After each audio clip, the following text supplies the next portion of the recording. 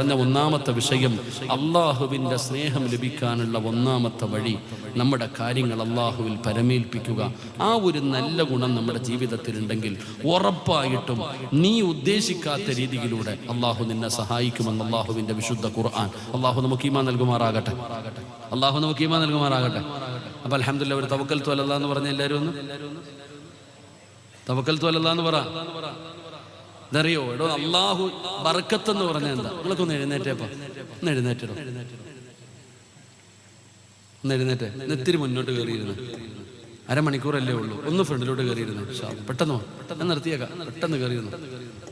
കാലിന്റെ വേദന തുടങ്ങി, ഇരുന്ന് പ്രസംഗിക്കാൻ പറ്റാത്തതുകൊണ്ട് നിൽക്കണ തന്നെ. ഒന്ന് കയറിയിരുന്നു. ثم رضا عن أبي بكر وعن عمر وعن علي وعن عثمان ذي الكرم مولاي صل وسلم دائما أبدا على حبيبك خير الخلق كلهم سعد سعيد زبير طلحة وأبي عبيدة وابن في العاسد الكرم مولاي صل وسلم دائما أبدا على حبيب الله. ഒരാളെയും വെറും കയ്യോടെ നീ ഇവിടെ നിന്ന് മടക്കല്ലേ അള്ളാഹു സ്വീകരിക്കുമാറാകട്ടെ. എൻ്റെ പ്രിയപ്പെട്ട സഹോദരങ്ങളെ, എടോ, ബറക്കത്ത് എന്ന് പറഞ്ഞാൽ എന്താ? എല്ലാ ദിവസവും മാസത്തിൽ ഒരിക്കൽ ഇത്തിരി പൈസ കിട്ടുന്നതല്ല ബറക്കത്ത്. ബറക്കത്ത് എന്ന് പറഞ്ഞാൽ എന്താ?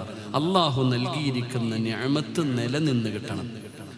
ആരോഗ്യമാണെങ്കിലും സമ്പത്താണെങ്കിലും ജോലിയാണെങ്കിലും എന്തുമാകട്ടെ, അള്ളാഹു നൽകിയ നിഅമത്ത് മരിക്കുന്ന കാലം വരെ നിലനിന്ന് കിട്ടണം. അള്ളാഹു നിലനിർത്തി തരുമാറാകട്ടെ. അള്ളാഹു നിലനിർത്തി തരുമാറാകട്ടെ. ഒരാൾക്ക് വീടുണ്ട്, പണമുണ്ട്, കാറുണ്ട്, അധികാരമുണ്ട്, ഭാര്യയുണ്ട്, മക്കളുണ്ട്, കൊട്ടാരം പോലെയുള്ള വീടുണ്ട്. ആ മനുഷ്യൻ ആരോഗ്യമില്ല. ഇത് കിട്ടിയിട്ട് വല്ല കാര്യമുണ്ടോ? ആവശ്യത്തിന് പൈസ ഉണ്ട്, നിനക്കൊരു മട്ടൻ മന്തി പോലും തിന്നാൻ പറ്റത്തില്ല, പിന്നെ പൈസ കൊണ്ട് കാര്യമുണ്ടോ?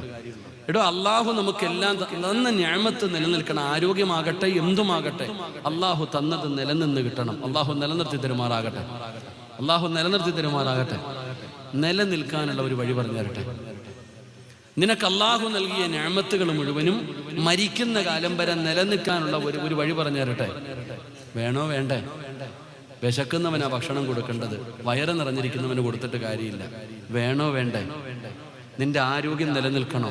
നിന്റെ സമ്പത്ത് നിലനിൽക്കണോ? നിന്റെ ജോലി നിലനിൽക്കണോ? നിന്റെ ആരോഗ്യം നിലനിൽക്കണോ? നിന്റെ കുടുംബ ജീവിതത്തിൽ ബറക്കത്ത് വേണോ? സമാധാനമുള്ള ജീവിതം വേണോ? അള്ള തന്ന നല്ല കാര്യങ്ങളൊക്കെ നിലനിൽക്കണമെങ്കിൽ ഞാനൊരു ദുആ പറഞ്ഞു തരാം. അള്ളാഹു ചെയ്യാൻ ഭാഗ്യം തരുമാറാകട്ടെ. വേണോ വേണ്ടേ? വേണോ വേണ്ടേ? വേണോ എന്നുള്ളവരൊക്കെ ഒന്ന് കൈവക്കിക്ക്.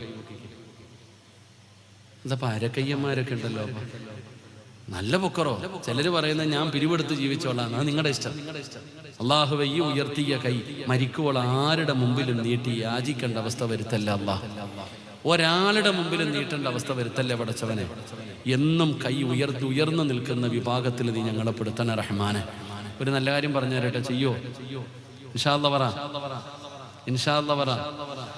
അള്ളാഹുവെ, ആരാണോ ഈ മജ്‌ലിസിൽ ഇരുന്നിട്ട് ഉറക്ക ഇൻഷാ അല്ലാഹ് പറയുന്നത്, ആ ഇൻഷാ അല്ലാഹ് പറയുന്ന അതേ ശബ്ദത്തിൽ മരിക്കുന്ന സമയത്ത് ലാ ഇലാഹ ഇല്ലല്ലാഹ് എന്ന് ഉറക്ക പറഞ്ഞ് സ്വർഗം കണ്ടു മരിക്കാൻ ഭാഗ്യം കൊടുക്കണേ അല്ലാഹ്. ഇനി ഒരു ഇൻഷാ അല്ലാഹ് പറഞ്ഞേ. വേണോന്ന് വെച്ചാ ചക്ക, വേണോന്ന് വെച്ചാൽ ഇൻഷാ അല്ലാഹ് അല്ല മാഷാ അല്ലാഹയും വരും. അള്ളാഹു ഭാഗ്യം തരുമാറാകട്ടെ. ഞാൻ പറഞ്ഞതല്ല, അള്ളാഹുവിൻ്റെ വിശുദ്ധമായ ഖുർആനാ പറയുന്നത്. നിങ്ങൾക്ക് അള്ളാഹു നൽകിയ നിഅമത്ത് നിലനിൽക്കണമെങ്കിൽ ഞാൻ പറയുകയല്ല, അള്ളാഹിന്റെ വിശുദ്ധമായ ഖുർആൻ ഒരു നല്ല കാര്യം പറയുന്നുണ്ട്. ഈ നല്ല കാര്യം നമ്മുടെ ജീവിതത്തിൽ പറയാൻ തയ്യാറായാൽ അള്ളാഹു നൽകിയ നിഅമത്ത് നിലനിൽക്കും. അള്ളാഹു ഭാഗ്യം തരുമാറാകട്ടെ. നമ്മളൊക്കെ വെള്ളിയാഴ്ച कैसे मैं स्टॉक को सिलेक्ट करता हूँ, कहाँ पे एंट्री करना है, कहाँ पे एग्जिट करना है. There is a pattern here also. ദിവസം സൂറത്തുൽ കഹ്ഫ് എന്ന് പറയുന്ന ഒരു അധ്യായം പാരായണം ചെയ്യാറില്ലേ? അതിന്റെ മഹത്വം നമുക്കറിയില്ല. സത്യം പറഞ്ഞാൽ ഒരാൾ ആ സൂറത്ത് പാരായണം ചെയ്താൽ അടുത്ത വെള്ളിയാഴ്ച വരെ ഓൻ സേഫായെന്ന് അതിനർത്ഥം. ഒരു വെള്ളിയാഴ്ച ഒരാൾ സൂറത്തുൽ കഹ്ഫ് പാരായണം ചെയ്താൽ അടുത്ത വെള്ളിയാഴ്ച വരെ അവന്റെ സർവ്വകാര്യം അള്ള നോക്കിക്കോളും. നീ പേടിക്കണ്ട, നീ സേഫായി. നിനക്ക് ദുരന്തങ്ങൾ, അപകടങ്ങൾ, പ്രയാസങ്ങൾ എന്തും അള്ളാഹു എല്ലാം തട്ടിമാറ്റി തരും. അതാണ് സൂറത്തുൽ കഹ്ഫിന്റെ പ്രത്യേകത.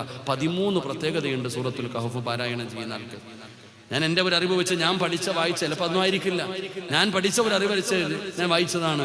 13ഓളം പ്രതിഫലമുണ്ട് സൂറത്തുൽ കഹ്ഫ് പാരായണം ചെയ്യുന്ന ഒരാൾക്ക്. അതിൽപ്പെട്ട ഒരു പ്രത്യേകതയാണ് അടുത്ത വെള്ളിയാഴ്ച വരെ ഒരാഴ്ച നീ സേഫായി.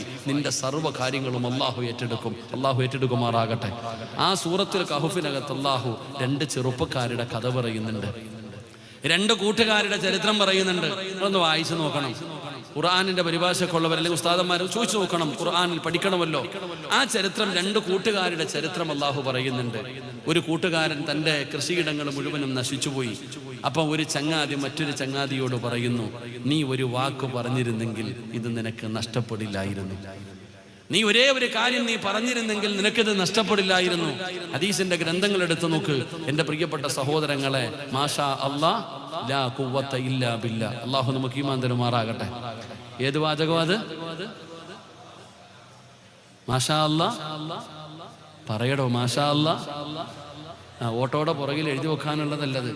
ചില കൊട്ടാരം പണിയുമ്പോൾ വീടിന്റെ മുമ്പിൽ എഴുതി വെച്ചിട്ടുണ്ട് മാഷാ അല്ലാന്ന്. എൻ്റെ പൊന്നാര ചങ്ങാതി, അങ്ങനെ എഴുതി വെക്കാനുള്ളതല്ല. മാഷാ അല്ലാ എന്നൊക്കെ പറയുന്നത് അത് വേറെ കാര്യമാണ്.